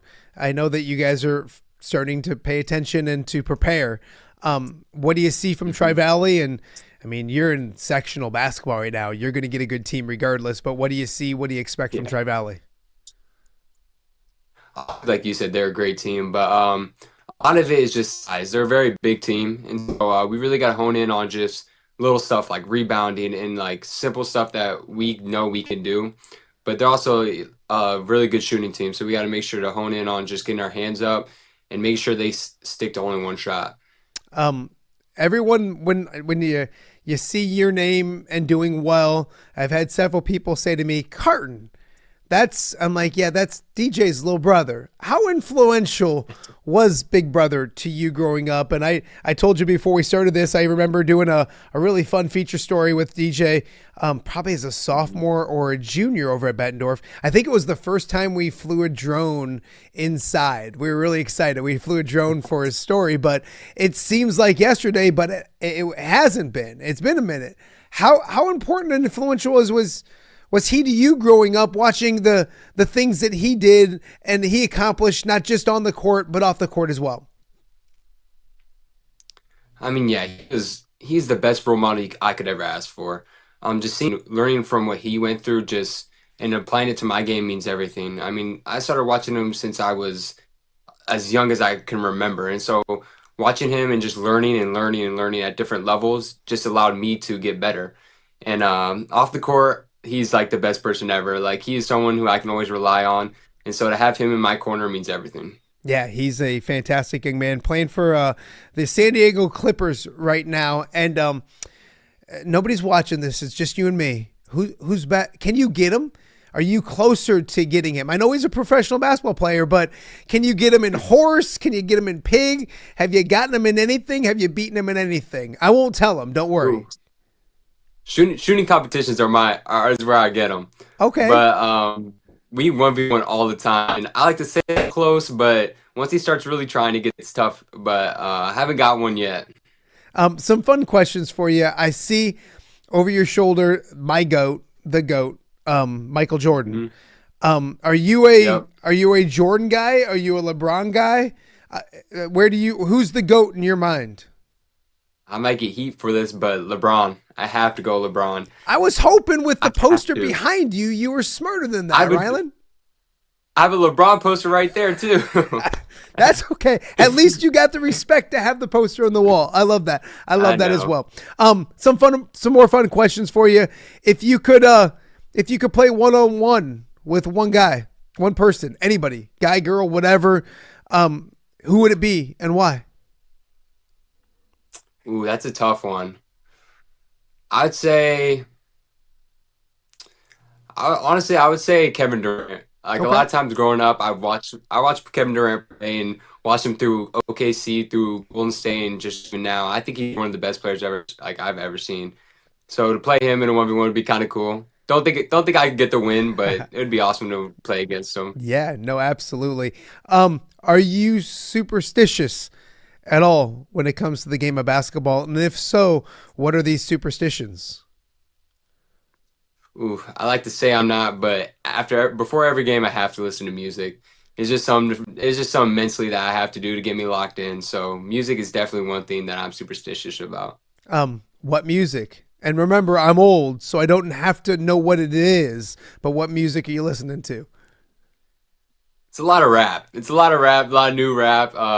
Just a lot of new rap that I listen to. Probably songs you wouldn't be really interested in, but hey, yeah. I know my old school rap, young man. The new rap, probably not, but I know my old school rap for sure. Pre-game food. If you're getting ready for Tri-Valley on Wednesday at 7 o'clock, what's the pregame meal or thing you need to eat to get ready for a big game? I like to keep it light a lot of times just because I don't want to hurt my stomach at all. So it's usually like a Gatorade bar or just like a little protein to get into me so I have energy, but nothing too big. Okay, so let me flip it around. You guys win on Friday night. What do you pig out on to celebrate a big victory, to treat yourself after a big win? Ooh, pizza. Have to go pizza. That's what we had. We had 3 whole pizzas that we all ate as a team. So definitely pizza was the biggest thing. Okay, pizza from where? And if you got your choice, where would that choice be? Ooh, it's a little restaurant in Sherrard called Horseshoe Tap. It's great pizza. I've never had that.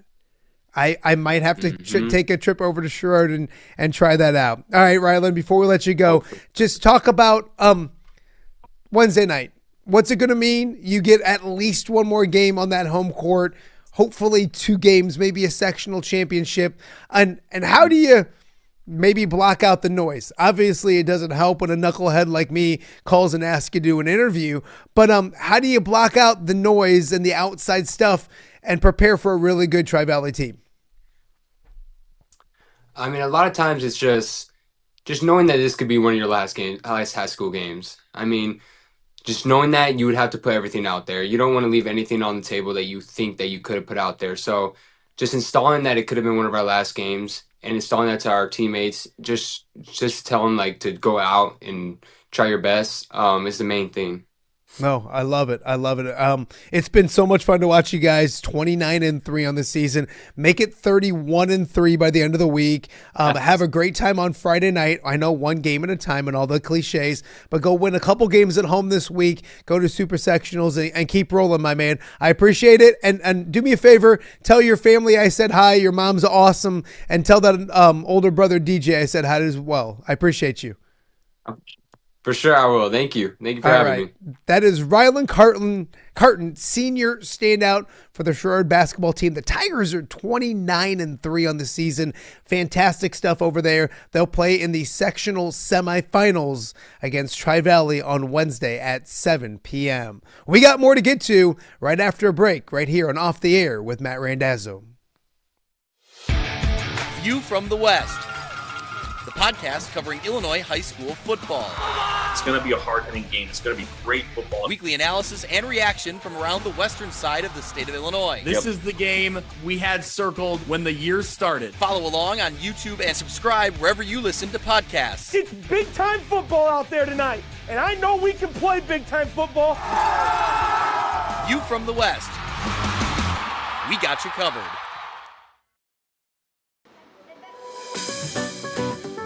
Are you looking for the Quad City's best chips and salsa? There's only one dude to turn to. Right on. Snoop. Hand-cut chips, fried fresh with that crunch you've come to love. And the most addicting salsa with delicious fresh ingredients each and every time. Pick up your chips and salsa, queso, enchiladas, and much more at the Stern Center in Rock Island. To place your order, simply call the man himself. It's Snoop at 309-314-8197 and find out for yourself what the rest of the Quad Cities already loves. Welcome back to Off the Air on a Monday here in the Quad Cities. It's a cloudy Monday, but it was a awesome weekend of sports, a lot to get to. Of course, basketball was fantastic, the NFL Combine, but let's make no mistake about it. The biggest event of the weekend was what we talked about on Friday. The Elimination Chamber delivered, and we're going to be joined now by our wrestling expert, our professional wrestling expert, Don Umland. We talked on Friday, Elimination Chamber on Saturday. Don, just before we talk about specifics, that delivered like a Royal Rumble or a Survivor Series or even a WrestleMania. That was a really good PLE. We're going to look back. The PLE was fantastic, but we're going to look back 30 years from now or 25 years from now, and this is one of those moments that we're going to remember. 100%. So, 100%. And, here's a guy after 25 years, and obviously we're talking about John Cena, after 25 years of loyal service, can pick and choose how he wants to go out, so to speak. And we got something, this is like Hulk Hogan in 96. This is a big moment that we remember. Yeah. Okay, first and foremost, stop with the air quotes. You've done air quotes 5 times already. I know. Okay, so my Saturday night, my lovely, beautiful wife, we had a Mardi Gras event we had to go to. So I was with her, happy to be there, knowing that I was going to watch it on Sunday. My phone blew up from you name it. Now, luckily, nobody spoiled what happened. I mean, even Owen Freeman reached out to me, a good friend in Iowa City who's a wrestling fan, and said, what just happened? So I knew it was something big. We talked on Friday, Don. I didn't expect the heel turn from The Rock because what's he got, 10 months left? Was he going to go out a heel after being a babyface his entire career? This turn is something people have clamored for a long time. I just didn't expect it because the end is near. Were you surprised, and why were you surprised that the heel turn happened? There was a time and place where Vince, they had talked about doing this back in Cena's heyday, and Vince wouldn't pull the trigger because obviously he felt that what the timing wasn't right and what it could do. I am so happy that when we watched it live on Netflix that there's times we'll watch and they'll bleep out the comments to let Cody make his response and let it resonate, to basically say, go F yourself. And then for Cena to do what he did. Why does he do it now? He can write his own script. He's earned that right to do it. And we're going to, at the end of the day, he's one of the all-time greats. So now we can add this chapter or layer in for his last 10 months.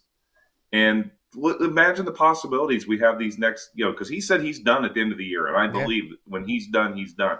He can write it however he wants between the creative minds of Trips and Dwayne and John. I mean, we don't know where it's going to go, and that's what makes it great. Storytelling is something I always harp on. Yes, I have my friends that make fun of professional wrestling that say it's a men's soap opera. And in a way it is. I understand it. I get it. It's a good storytelling, weekly show to watch. The storytelling in this is pretty good if you start looking back at it, and you're starting to see that when you go to X and social media.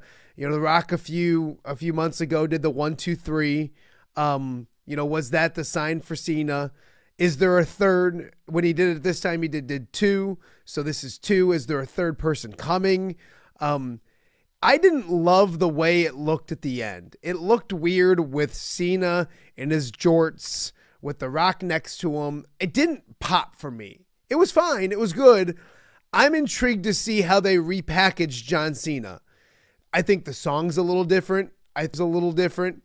I'm intrigued to see, and I think we'll see Hollywood Cena. Is that what you expect, or what do you expect? What persona do you see John Cena with moving forward?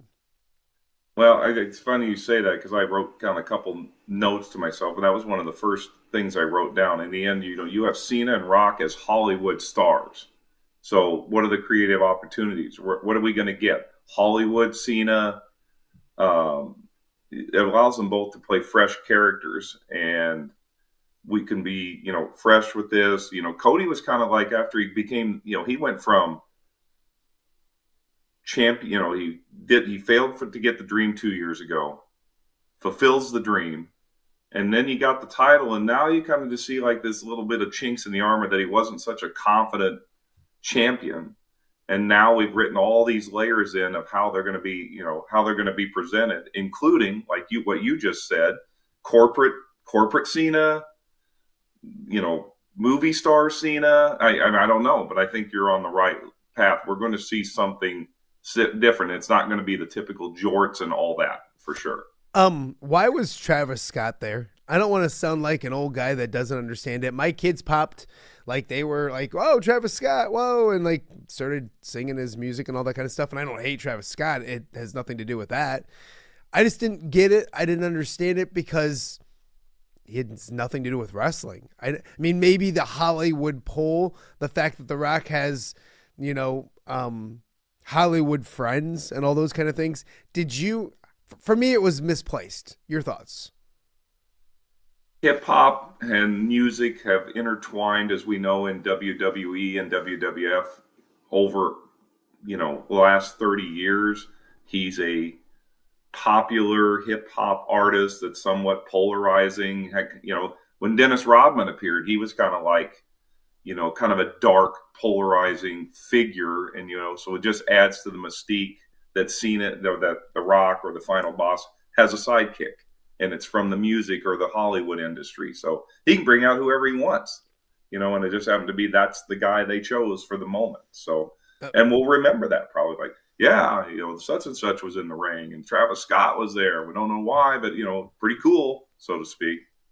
Yeah, no, it was, I get it. I understand it. It just, at the time, visually, I was like, why is he there? But then again, I'm sure there's millions upon millions of people that are watching going, holy crap, Travis Scott's there. This is awesome. So I understand it. All right, with this moving forward, and we'll look at the women's and then an amazing match between Kevin Owens and Sami Zayn. Moving forward, let's start with this. Who's the next person, or does somebody else join this faction with The Rock and Cena? And if so, who is it? Ooh, that's such a good question, because now we have some unanswered questions, because, Roman is part of the family and he's kind of been in the background because that's his belt, if you go by what he says. And so at some point there's going to be a final boss confrontation between him and Roman. Where is that going to be? When's it going to be? Is it going to be at Mania? Is he going to side with Cody? And they're going to try to fight this. Who knows? And then there's CM Punk's favor. What is he owed? Who's he going to, is he going to use it to get into the main event? How does that?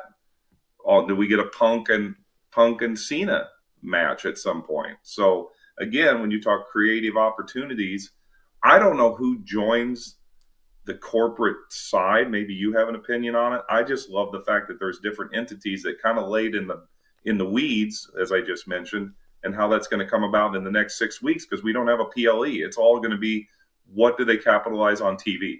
Which is cool, because you don't have to watch a PLE in order to watch this thing develop. You'll get to watch it on Monday and Friday nights with Raw and SmackDown.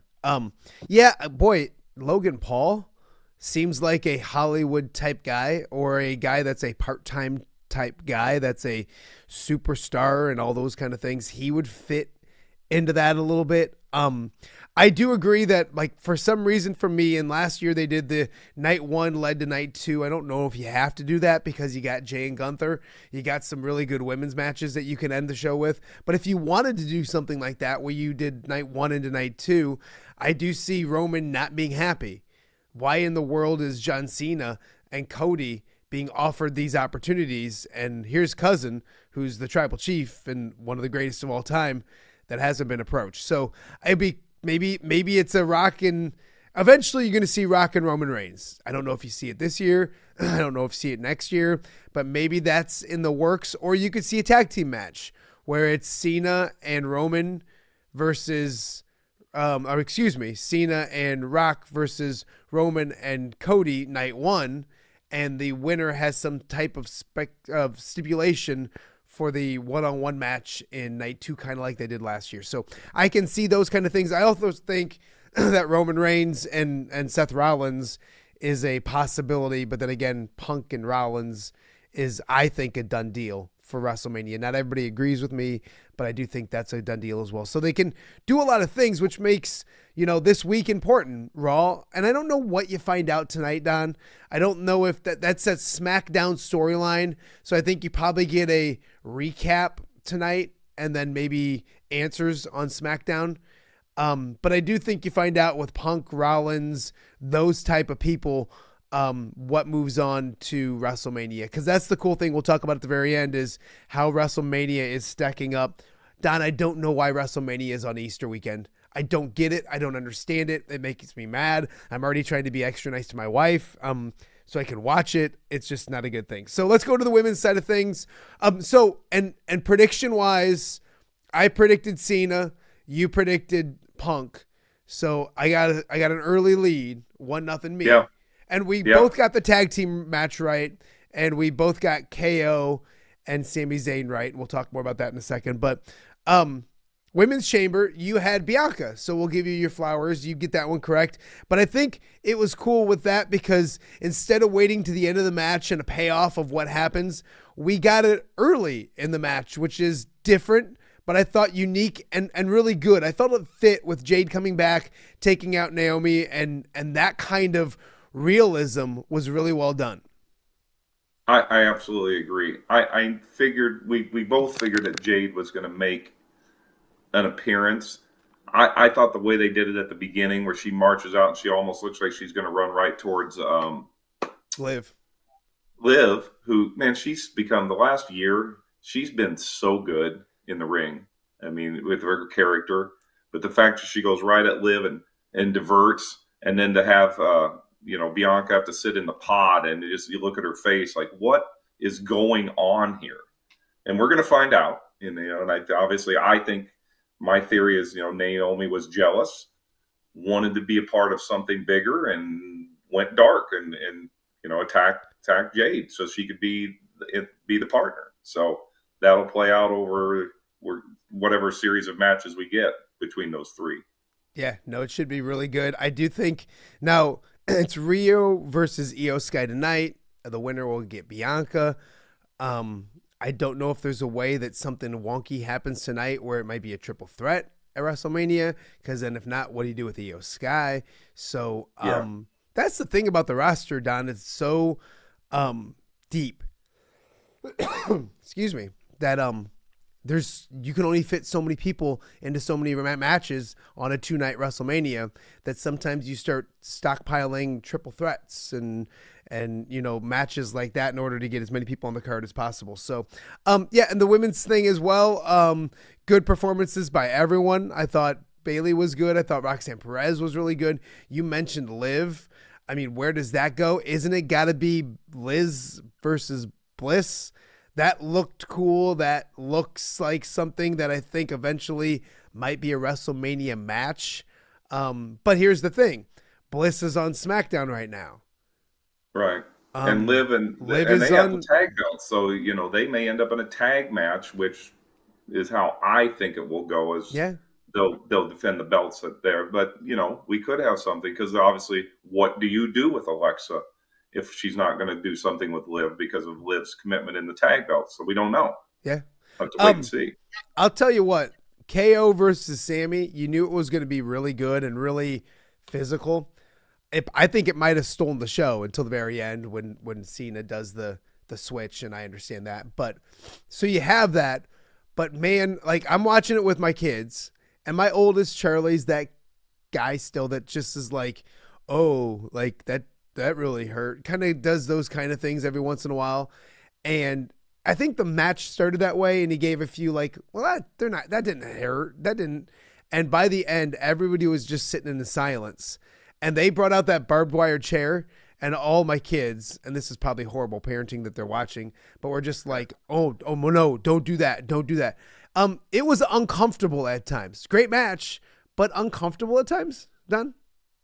considering that we came out of the Attitude Era and went into the PG era, and now we've kind of they're punching it a little bit in the wall of like, okay, you're going to get some uncomfortable moments. I mean, look at the go F yourself.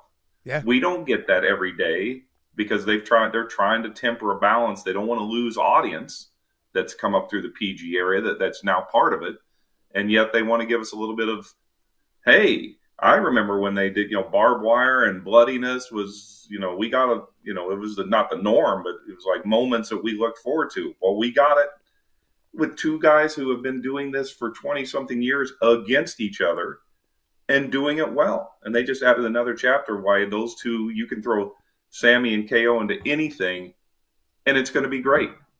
And they just created magic on over the weekend. And what it'll do, it'll make Sammy more endeared to the fans. Everyone loves an underdog. So I can see Sammy next year being the J of this year, where everyone's rooting for Sammy to get to the top and do that. And I think this layers it and helps it. I don't know what Sammy does at WrestleMania, but then you see the return of the legend killer, Randy Orton. And obviously that points KO, Randy Orton, WrestleMania. KO was taken out by Kevin Owens, but I thought at the end you hadn't seen the boot in a long, long time because of how, kicking people in the heads. And I remember it going away because of concussions. The punt. Yeah, the punt. And he loads up for the punt. It was supposedly banned, and we tuned it up. Yeah. Which is good storytelling because why was Randy gone? Because of a pile driver that was supposed to be banned. So he took out Randy Orton with a move that's supposed to be banned, and then he kind of tries to bring it back. I think that's really good towards WrestleMania. Is that the match, and where does Sammy fit into all this? I think it is the match, and it was great how they teased the package pile driver again, because what caused Randy to come out? He pulls back the mat on the floor, exposes it, like, oh shit, he's gonna do it again, and here comes Randy.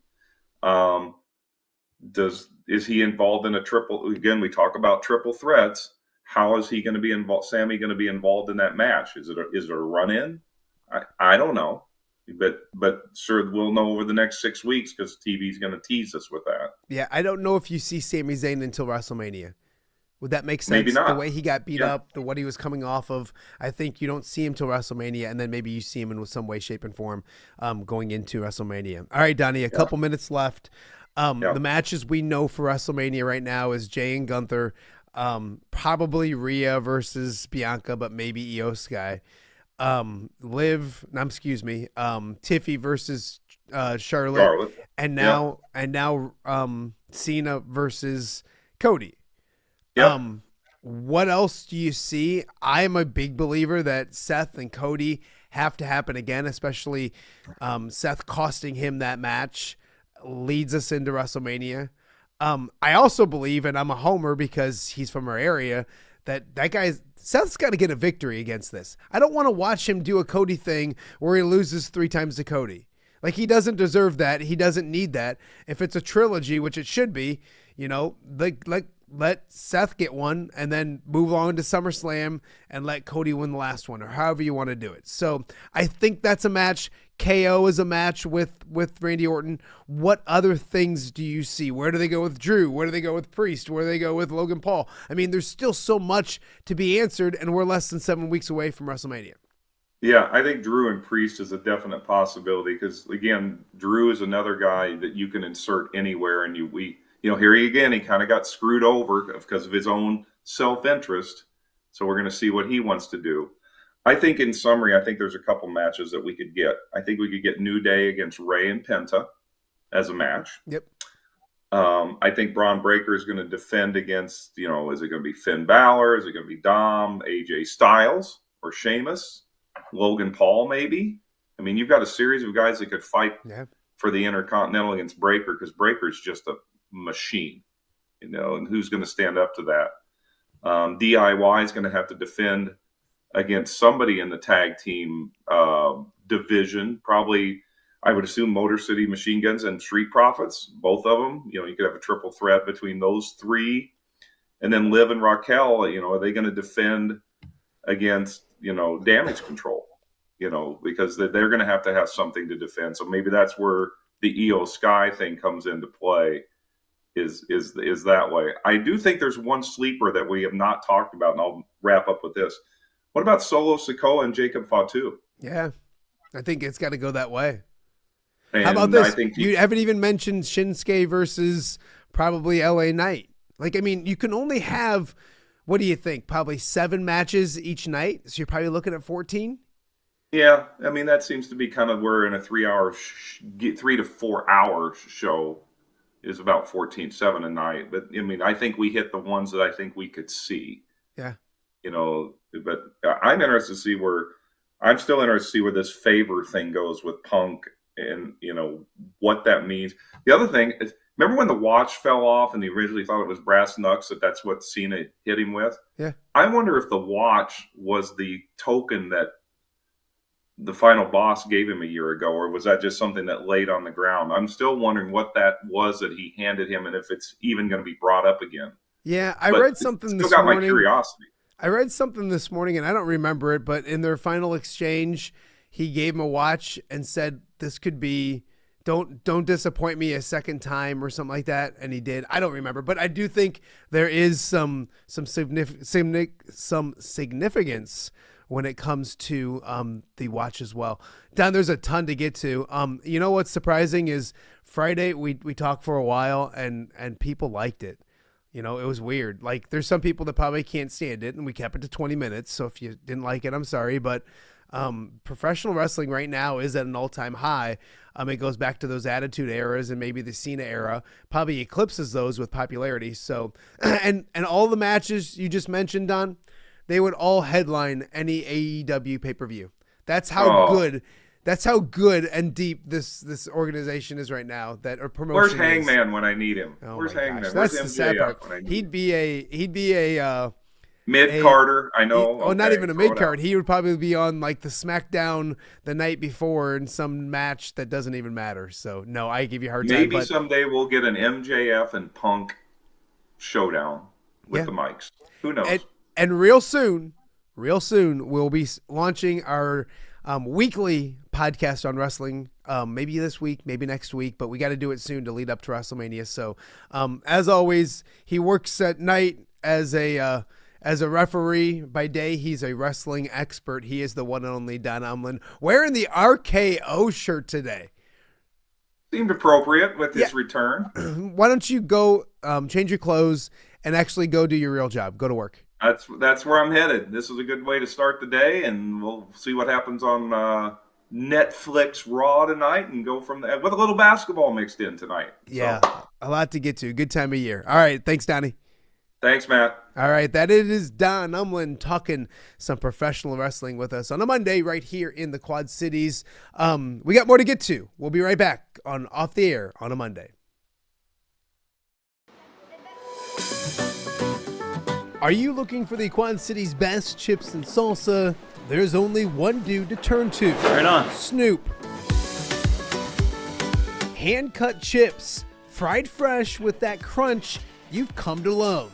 And the most addicting salsa with delicious fresh ingredients each and every time. Pick up your chips and salsa, queso, enchiladas, and much more at the Stern Center in Rock Island. To place your order, simply call the man himself. It's Snoop at 309-314-8197 and find out for yourself what the rest of the Quad Cities already loves. Welcome back to Off the Air on a Monday here in the Quad Cities. It's been a fun 2 hours to start your week. We kick things off with, as usual, Pat Angerer in the house, but he brought a friend this week, the one and only Gary Dolphin. So the first hour of the show was a fantastic chat with the radio booth for Iowa football, Pat Angerer and Gary Dolphin. If you missed that, go check it out. I'll get a bunch of stuff up on social media as well. But a lot of fun to have both Gary Dolphin and Pat Angerer on the show today. Also in the second hour, we caught up with Rylan Carton, little brother to DJ Carton, but also a sensational senior over at Sherrard. Put up 45 in a regional championship on Friday against rival Orion. Sherrard will take on Tri-Valley on Wednesday at 7. We wish the Tigers the best of luck. Thank Rylan for coming on the show as well. And then I had to talk some wrestling today because whether you're a wrestling fan or mainstream, everyone talking about the heel turn of John Cena this past, and heel means bad guy turn, this Saturday, past Saturday night at Elimination Chamber. So thanks to Don for joining us on that as well. We got a lot more to get to coming up this week. We want to thank everybody for watching. Also, a few news and notes, just so you know, just a reminder, the Pleasant Valley girls just took the hardwood up at state. We chatted with Jen Getz last week. We wish Pleasant Valley the best of luck. Davenport North will do battle later today. Also coming up this week, Central DeWitt and Maquoketa also playing at the state tournament. We wish the Sterling girls the best of luck tonight. They play in super sectionals, looking to punch their ticket to state. So we'll have an eye on the Golden Warriors as well. Some other high school news of notes. Last week, Bettendorf girls head coach Ryan Weber resigned over at Bettendorf. So the Bulldogs are looking for a new girls basketball coach. Ryan, a fantastic head coach. And the Bulldogs had a good season. 17-5 this past year. So an opening in the MAC when it comes to the girls side of things. And we wish Ryan Weber the best of luck in the future.